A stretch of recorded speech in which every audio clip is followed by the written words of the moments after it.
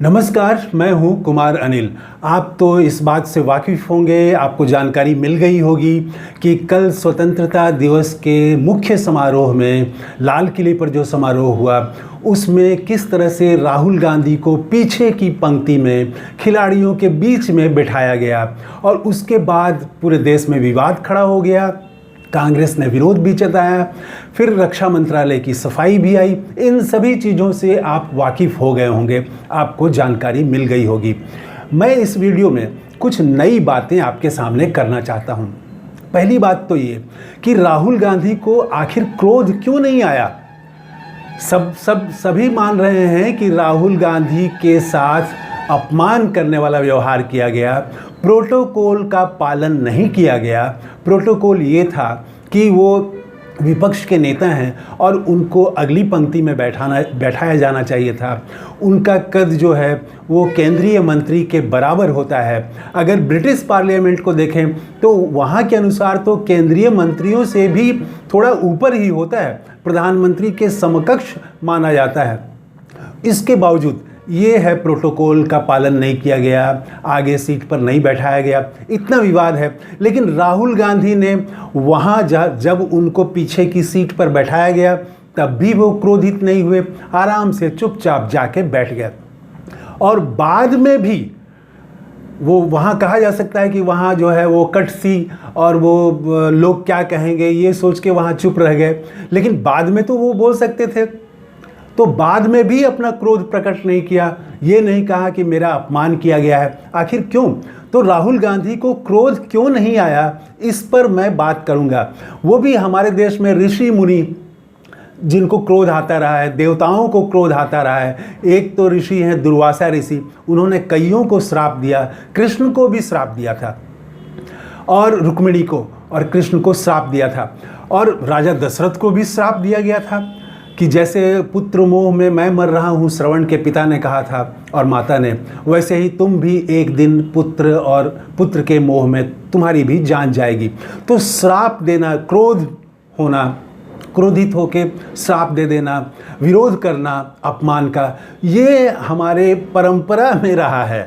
तो वो बहुत सारे किताबों में, कहानियों में ऐसी आपको बातें मिल जाएंगी। दूसरी तरफ वो ऐसे भी ऋषि मुनि रहे हैं जिन्होंने क्रोध, अपमानित होने के बावजूद वो क्रोधित नहीं हुए। जैसे अष्टावक्र, जिनका 8 अंग टेढ़ा था, 8 अंग टेढ़ा वो उनका जन्म हुआ था। और राजा जनक के दरबार में जब उनके पिता शास्त्रास्त्र में हार रहे थे तब वहाँ गए थे और उनको देख के, चूँकि उनका 8 अंग बहुत टेढ़ा था, तो पूरी सभा जो है हंस पड़ी, जनक भी हंस पड़े। तो उसके बाद लेकिन गुस्सा नहीं आया उनको। तो राहुल गांधी को आखिर गुस्सा क्यों नहीं आया, इसी पर मैं बात करूंगा। आपको याद होगा राहुल गांधी ने 2-3 कारण हैं। तो पहला एक कारण तो साधारण जो समझ में आती है बात, वो ये आती है कि राहुल गांधी ने संसद में, लोकसभा में आपने देखा होगा कि शिव का और नानक का, बुद्ध की तस्वीर दिखाई थी, महावीर की तस्वीर दिखाई थी और इस्लाम की चर्चा की थी, मोहम्मद साहब की चर्चा की थी। तो वो सारे धर्म के जो महापुरुष रहे हैं उनकी चर्चा की थी वो, और देवताओं की चर्चा की थी। तो एक तो उससे शिक्षा मिलती है। ये सारे लोगों ने क्रोध को खारिज किया है। और बुद्ध तो और भी ज़्यादा, और महावीर, इन्होंने तो क्रोध पर बहुत कुछ बोला है। ये बुद्ध ने तो कहा है कि क्रोध से आप दूसरे को नुकसान पहुंचाएं या नहीं पहुंचाएं, क्रोध एक विष है जिससे पहले आप ही नष्ट होते हैं। और महावीर के वाणी को आप सुने तो महावीर ने भी क्रोध के खिलाफ काफ़ी कुछ कहा है। और वो साहित्य में, महावीर के साहित्य में, जैन साहित्य में आपको बहुत कुछ मिलेगा। तो एक तो कारण ये समझ में आता है कि ये जो चित्र दिखाया राहुल गांधी ने, तो वो उससे जो उन्होंने ग्रहण किया था वो। देखिए, दूसरी बात जो मैं करना चाहता हूँ कि क्रोध का 2 चीज़ों से बहुत गहरा रिश्ता है। क्रोध का अहंकार से बहुत बड़ा रिश्ता है और क्रोध का आकांक्षा से बहुत रिश्ता है। आकांक्षा मतलब इच्छा। तो पहला ये कि अहंकार से इसका रिश्ता है। अहंकार मतलब जैसे अगर मैं बड़ा हूँ, मैं राजा हूँ, मेरे बराबर कोई नहीं है, मैं इस पद पर हूँ, मैं संपादक हूँ, मैं सबसे बड़ा अमीर हूँ, मैं का जब बोध आ जाता है तो सामने कोई उसके सामने नहीं आना चाहिए। अब प्रधानमंत्री नरेंद्र मोदी के सामने आप देखेंगे कि कोई आ जाए तो दूसरे अगल बगल के नेता उनको खींच के किनारे कर देते हैं, ऐसा बहुत सारा वीडियो देखने को मिलता है। उनके सामने कोई नहीं जा सकता। तो ये जो होता है कि मैं वाला बोध जो अगर रहेगा, अगर अहंकार होगा, तो वो आदमी में क्रोध आएगा ही। जब भी अहंकार को चोट पड़ेगी तो क्रोध आ जाएगा। तो राहुल गांधी में क्रोध नहीं आया तो एक तो वजह ये लगती है कि वो अहंकार नहीं है कि मैं वाला बोध कि मैं एलओपी हूँ, मैं विपक्ष का नेता हूँ, मुझे आगे की कुर्सी मिलनी चाहिए, मैं ये हूँ। वो हर जगह वो मैं वाला बोध जो है, राहुल गांधी ने बहुत पहले भारत जोड़ो यात्रा में कहा भी था पत्रकारों के सवाल के जवाब में कि आपको राहुल गांधी नज़र आता है, लेकिन मैंने तो राहुल गांधी को बहुत पहले मार दिया है। वो दरअसल में वो वही बात कह रहे थे, मैं को मारना, अहंकार को मारना। तो राहुल गांधी ने एक तो काम ये ज़रूर किया है। और दूसरी बात, इच्छा और क्रोध में भी बहुत गहरा संबंध है। अगर आपकी इच्छा हो कि मुझे प्रमोशन पाना है, आप आकांक्षा आपकी ये हो और आप उसके लिए प्रयास कर रहे हो, और कोई आदमी आपके प्रमोशन में अगर बाधक बन जाता है, आप कोई मकान बनाना चाह रहे हैं और कोई आदमी अगर मकान बनाने में वो रोड़ा अटका देता है, कोई आप रेस जीतना चाहते हो और उसमें कोई रोड़ा बन जाए तो क्रोध आ जाता है। तो ये आकांक्षा जो है, आकांक्षा से वो क्रोध आना ही है। अगर आकांक्षा बहुत बलवती होगी, बहुत आप एकदम कोई चीज़ पाने के लिए एकदम लालायित होंगे, एकदम दिन रात उसी की चिंता कर रहे होंगे, तो वो जब आकांक्षा पूरी नहीं होगी तो क्रोध आएगा। तो राहुल गांधी में लगता है कि वो इस तरह की कोई आकांक्षा कि हम और बड़े नेता बन जाएं, हम प्रधानमंत्री बन जाएं, हम मंत्री बन जाएं, हम गांधी बन जाएं, तो ऐसी आकांक्षा लगता है कि नहीं है। और वो ये बात साफ है कि वो चाहते तो केंद्रीय मंत्री बन सकते थे, प्रधानमंत्री चाहते तो वो भी बन सकते थे, वो उनके पास अवसर था, लेकिन वो मंत्री तक नहीं बने। तो ये आकांक्षा, ओशो ने एक लाइन कही है कि आकांक्षा मत पालिए, इच्छा मत पालिए।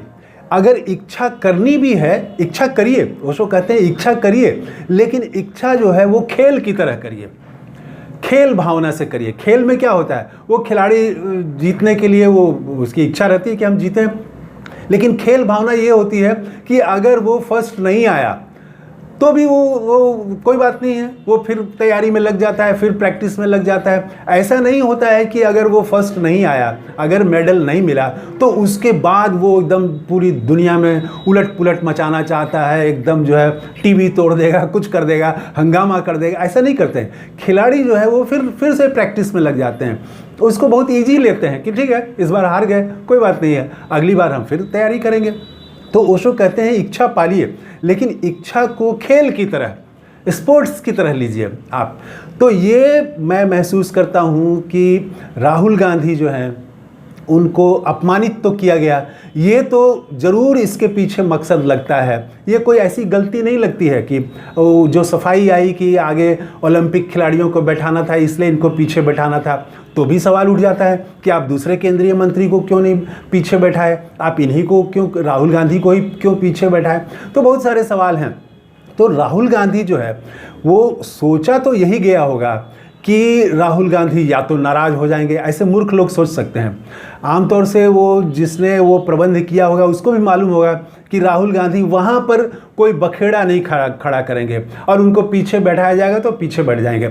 मकसद शायद यही था कि राहुल गांधी पर नज़र किसी की नहीं जाए, कोई नहीं देखे, सारा फोकस जो है वो मंच की तरफ रहे। राहुल गांधी, चूँकि वो जून में रिजल्ट आने के बाद से पूरे देश की नज़र में राहुल गांधी हैं, मणिपुर जा रहे हैं, वायनाड जा रहे हैं, मोची से मिल रहे हैं, वो कहीं भी दुख पीड़ा हो रही है वहाँ जा रहे हैं, मुद्दे उठा रहे हैं, नीट का सवाल तो हर लोगों के केंद्र में है, चर्चा के विषय में है। तो वहाँ उनको चर्चा से बाहर रखा जाए, कैमरे से बाहर रखा जाए, मकसद तो यही लगता है। लेकिन हो गया उल्टा।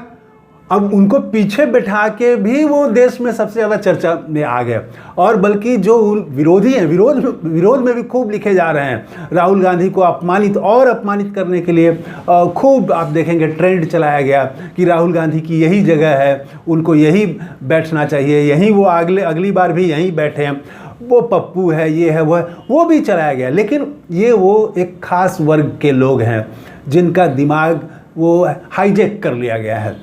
तो ऐसे भक्त लोग ही बोल रहे हैं। आम तौर से देश ने इसको अच्छा नहीं माना कि राहुल गांधी को आप इस तरह से पीछे बिठाएं। विपक्ष के नेता हैं, वो एक व्यक्ति नहीं है, वो पूरे विपक्ष का, देश के वो लोकसभा में जो 240 के लगभग सांसद विपक्ष के हैं, तो 230 से कुछ ज़्यादा है, तो वो सारे सांसदों का प्रतिनिधित्व करते हैं, देश के विपक्ष का प्रतिनिधित्व करते हैं, करोड़ों लोगों का प्रतिनिधित्व करते हैं। उनका इस तरह से अपमान ठीक नहीं है, देश ने इसी रूप में लिया है।